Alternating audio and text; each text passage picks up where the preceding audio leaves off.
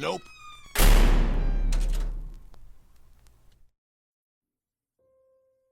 Number 1. My sister Penny was always afraid of the upstairs at our house. So afraid, in fact, that she never went up there at night. Our main conversation every night went something like this. Penny would say, "Buffy, go upstairs and find me my white sweater, black jeans, and leather jacket." The clothing items would change from night to night, but she always asked me to grab her something. And I would reply, "Why can't you get them?" "Because something is up there." "Penny, I sleep up there too, and nothing has happened to me." "Just wait. One day it will." Okay, in her defense, it was creepy as hell up there. The upstairs area had 2 rooms that led into each other, no hallway, and there was an attic above both of them.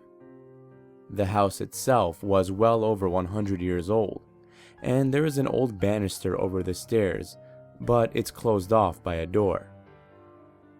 I remember Penny coming home from dates, and before she would take her boyfriend upstairs, she would send him up with a flashlight to check the closets and under the beds, even though I was in one of those beds. Once, when our mother asked her why she would not sleep upstairs, she rattled off numerous reasons. "You can see small lights come out of the closet, and you can hear footsteps and heavy breathing in the attic, and there's always a sense of being watched a little too closely." I would tell her that it was ridiculous, that I have never heard or seen anything. My mom would chime in and tell her that she can sleep wherever she wants and that she wasn't hurting anybody. Looking back, I'm pretty sure my mom knew the truth, but she overlooked it. Better to have one daughter on the couch than 2. I even took this problem to my dad, as he always seemed to be on my side, and my mom always seemed to be on Penny's side. Eventually, my sister got married and moved out when she was 18 and I was 11. Then I guess the ghost, or whatever it was, thought it was my turn. My experience goes as follows. From the attic, I would always hear stomping. It wasn't just one attic, there was actually one above all 3 bedrooms in the house, and I was able to hear the stomping in all 3. I was able to hear whispers in the closet, like 2 children having a conversation. These whispers were often so clear that I was able to understand the conversation. The topics of these conversations varied. Sometimes it would be about dolls, and then the next day it would be about trying to figure out what happened to someone named Uncle Doffy. Occasionally, it sounded as if they were discussing how they could run away. I did not get a bad feeling from the girls in the closet. I was always being watched all day and all night, and I lived in a constant state of panic. Any time I was upstairs, every nerve was on edge. The worst part of it all was this big black shadow in the middle of the night, asking me where Penny was. This voice wasn't the voice of a child, and instead sounded like it came from someone who smoked 4 packs a day for 50 years. The shadow wouldn't appear every night, but when it did, it would ask me about my sister 6 times. After not answering the 6th time out of fear, the shadow would begin throwing things at me. Books, figurines, even pictures. Eventually, it was my turn to sleep on the couch. That was when I understood my sister. It wasn't an excuse, she was actually hearing things. I never understood why I didn't until after Penny moved out, and I was bullied by this ghost or whatever it was. That's what this entity was. A bully. something that always had to have power over us, the young, powerless sisters that lived in the home. Fast forward 2 years after Penny was gone, and she had her own home. My oldest sister, Jenny, couldn't afford the house she was renting due to being in the middle of a divorce. She brought her 3 kids and moved in with us. Those 3 kids she had were Kimmy, who was 5 at the time, Kevin, who was 3, and Amanda, who was 2. Since Kimmy was the oldest, she was going to be staying with me, and we were both expected to sleep upstairs. We were woken up all the time by stomping, and when Kimmy would start crying from being scared, I would tell her it was because the house was old, and old houses make noises when they settle at night. That was what my mom told me whenever I would complain about the noises. Eventually, Kimmy's 6th birthday rolls around, and my mother buys her one of those creepy clown dolls. In case you don't know what I'm talking about, I'll describe it. It had a giant plastic head, a wire body under its clown clothing, and had the most insanely evil laugh. That clown was always going off by itself at night, never during the day. One night, I decided I had enough, so I got out of bed and went over to take the batteries out. But when I opened up the battery pack, there were none inside. I told my mom and older sister, but no one cared or thought it was just an overactive imagination. Penny believed me. The next day, I got up and threw the clown in the attic.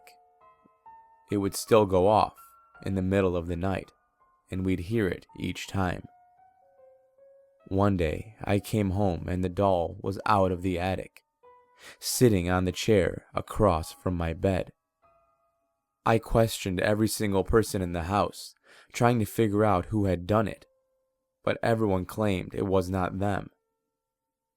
We ended up burning that doll. Penny came and burned sage in our home.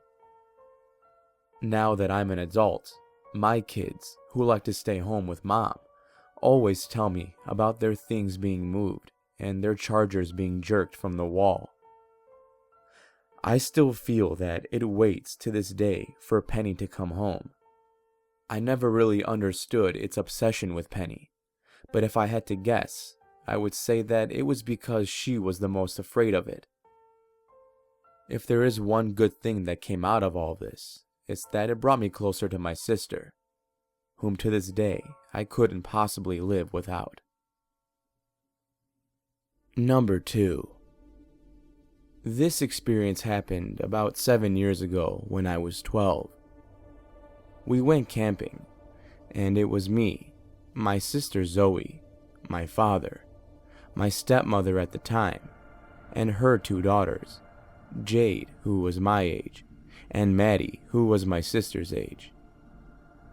We had only been there for a day, and everything was fine. That's when my sisters and I decided we were going to go to the stream by ourselves. My father gave us a walkie-talkie so we could keep in contact while we were gone. The place we were going to was surrounded by bush, and to get there you had to go down a little path through the bush. We spent a while with our shoes off and splashing around in the water when Jade said she could see someone standing amongst the trees. We all looked and saw a figure. It was black, but you could tell it was the shape of a man. You couldn't see the face. We stared for a few seconds, and then he disappeared. Being the careless kids we were, we forgot about it and continued to play in the water, but I felt very uneasy. A little while later, we all looked back, wanting to know if he was still there. Unfortunately for us, he was. When we looked at him this time, everything seemed to go silent. I could hardly hear the rapids in the little stream. We stopped looking at him, and after about 20 minutes, we headed back to the campsite. My sisters lingered behind, and I was about 20 meters ahead of them, but we couldn't see each other. I heard a twig snap behind me and turned to look, assuming they had caught up to me. No. I turned around, only to see that tall, dark black figure literally 1 foot ahead of me. I began to run. The whole time, I could feel his presence close behind. I ran as fast as I could, until I was out in the open campground. He was gone. My sisters came out not long after, and I told them what happened. I asked, but none of them had seen him behind me. They were too far back on the windy trail to see anything. Throughout the remainder of our trip, we didn't see him around as much, but would still occasionally see him just standing there. Fast forward a couple years, and we go back to that same campsite. My father's new girlfriend and her daughter Stella were with us this time. And again, we saw the figure. I can't recall this trip as much as the first one, but I know for a fact Stella saw him too. 3 years ago, I started to see him in my own house. Just anywhere and everywhere, really. One day, I was in the backyard, and I started to lean down so I can pet my cat, when in my peripheral vision, I saw him standing right behind me. I decided to ignore him this time, as he had never actually done anything to harm me up until then. As I stared at my cat in order to distract myself, I felt a hand grab my hair and tug. I immediately spun around.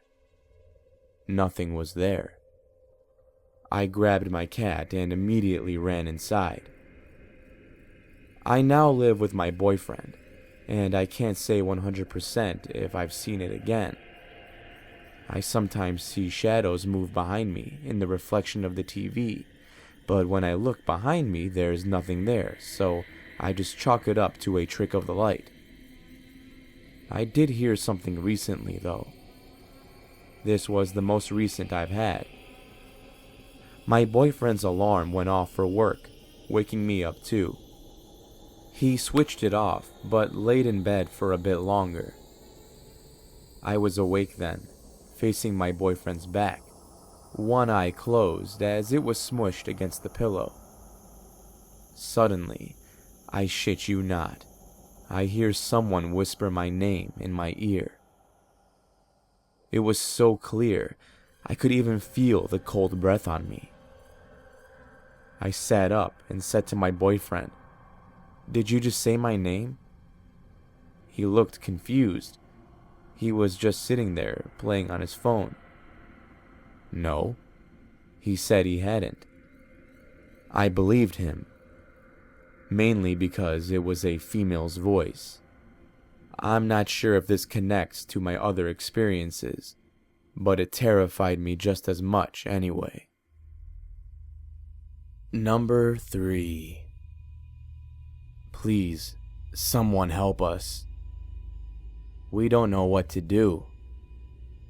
It's gotten bad in the past 20 years, and this is by far the worst.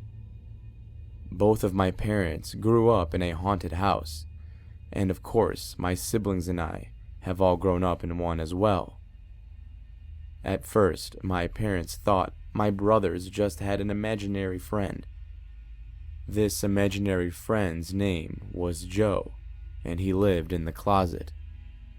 My parents thought nothing of this imaginary friend, until one day my brother woke up screaming in the middle of the night. I was just a baby, so I don't remember, but I've seen pictures. My parents ran in the room and found my brother covered in blood. There were 3 very long cuts down his back. We used to have bunk beds, and my older brother was on the bottom. My parents said he was so pale and refused to say a word. Things calmed down for a really long time until I was 10. I had one of my friends spending the night, and we were staying up really late, playing games and doing what little kids do. We began to hear scratching coming outside of my door. I had a cat, so I didn't think much of it, thinking she wanted to get in. I went to open it for her, but no one was there, so we shrugged it off. After a little while, the scratching returned, only this time it was accompanied by the doorknob jiggling as well. The door slowly opened, and there was a dark figure standing there. I remember the figure looking like it was out of breath, because its shoulders were going up and down so dramatically. Then it lunged at us, and we screamed. My parents came running. Nothing or nobody was in the house. My friend never stayed over again, and stopped being my friend shortly after. Fast forward 9 years after that incident. Nothing big had happened, and only little occurrences were ever experienced. My boyfriend, now husband, went off to basic, and I still lived with my parents. I was only 19, and I had my dog Zeus, a yellow Labrador Retriever, sleeping with me. It was about 6:30 in the morning, and I had to be up at 8:30 for work. Zeus woke me up by growling, and then I heard a weird voice in my ear speaking a language I didn't understand. When I started to open my eyes, it started growling in my ear, and I opened my eyes fast. That's when my door slammed, and I found my dog standing over me with his hair standing up, looking like he was about to attack something. I knew that everyone in the house had already left for work at that time, but I still heard banging coming from around my parents' room. I got Zeus off of me and jumped out of bed, running to their room. When I got there, I saw cabinets were opening and closing fast, and things were being thrown around everywhere. It wouldn't stop, so I went and ran out of the door, slamming it shut behind me. Zeus was going absolutely insane, barking, running around the house, and at one point he began slamming into my parents' bedroom door, as if he was trying to get in. That's when I said screw it, grabbed my work clothes, grabbed Zeus, and got the hell out of the house. I dropped my dog off at my friend's house, and went to work early. When I got home, my parents' room was absolutely destroyed. My mother was crying, and my dad was pissed. I told them everything. We decided not to talk about it again, and went on with the rest of our day. My brother still lived in my parents' house as well. That night, my door kept opening and closing, and I kept hearing running in the hallways, so I thought it was him. I threw on my slippers and stomped to his room. I was going to yell at him, telling him to knock off his stupid crap, but when I opened the door, he was snoring. I woke him up and made him promise it wasn't him making all the noise. He told me to leave his door open to see if anything happens. I'm halfway back to my own bedroom when I hear my brother yell at me to run back to my room and slam the door shut without looking back. I, of course, look back immediately. When I do, I see a large black figure standing in his doorway, staring at me. It had large red eyes. Those eyes just staring at me. I froze and started to whimper. My brother, being the protective big brother he was, came charging, telling the thing to leave me alone, and that's when it disappeared. My brother ran to me and led me to my room. He slept on the floor that night in order to stay with me, but I didn't catch a wink of sleep. Now, a year later, I'm 20. My husband is away in the army, and we are waiting for our plumbing to get done at the new house. Last night, we had a bad rainstorm. I woke up again to growling, but this time, I couldn't move. Out of the corner of my eye, I saw it.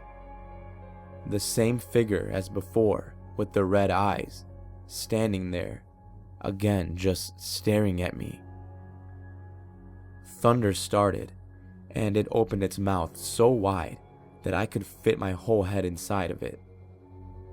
It had huge, sharp teeth and a long, skinny tongue. It started to scream into my ears, making them ring. I wanted to cover them so bad, but I couldn't. It was about that time that Zeus woke up and began half growling, half whining as he started to bark. My parents came running to my room covering their ears, but they stopped mid-run when they saw the thing.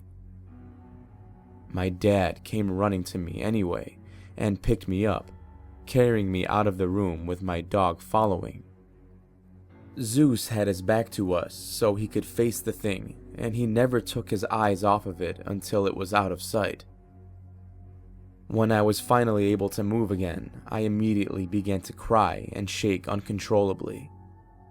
At that time, my brother's girlfriend had moved in with us as well. We heard her scream, followed by the sound of her running to the room we were in, banging on the door, begging for us to let her in. My dad opened it, and she came in crying and shaking as well. My dad, trying to calm her down and make sense of the situation, asked her where my brother was. Before she can answer him, my brother came out of his room, on his hands and feet. His eyes were pure black. He was just staring at us. We all just froze, none of us knowing what to do. My brother then popped his neck and started running towards us. My dad slammed the door shut and locked it. We could hear my brother starting to run against the door, attempting to break it down. At this point, my mother has lost it, and she's screaming at whatever this thing is to leave the house. She just kept throwing things at the door and stomping around, screaming, until it eventually all died down. My dad opened up the door and found my brother passed out on the ground with his nose bleeding. When my brother woke up, we told him everything. All he was able to recall was hearing a bunch of screaming and then blacking out. He begins to apologize to us profusely and then goes quiet for the rest of the night. Nobody fell asleep that night, and we all called into work asking for the day off. I'm typing this at 11 p.m. the next night. We are already hearing growling and scratching. I don't know if we can make it through another night of this.